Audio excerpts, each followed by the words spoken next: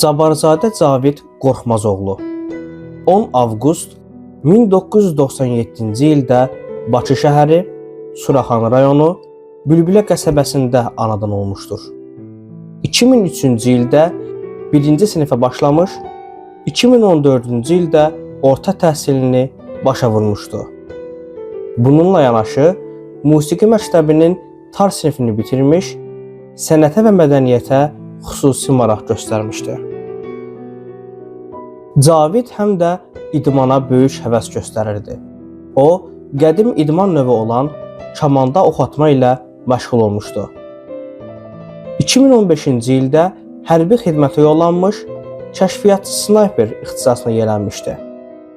2016-cı ilin aprel döyüşlərində Lələtəpənin azad olunması uğrunda gedən döyüşlərdə iştirak etmiş, düşmənin canlı qüvvə və texnikasını məhv etmişdi. 2020-ci ildə Tovuz döyüşlərindən sonra ailəsinin xəbəri olmadan könüllü şəkildə yenidən ordu sıralarına yazılmışdı.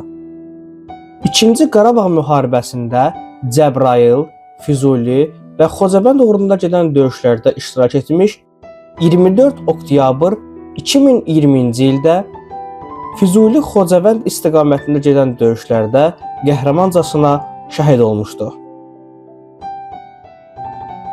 Cavid Cabbarzadə ölümündən sonra vətən uğrunda Füzulinin azad olunmasına görə medalları və 3-cü dərəcəli vətənə xidmətə görə ordeni ilə təltif edilmişdir.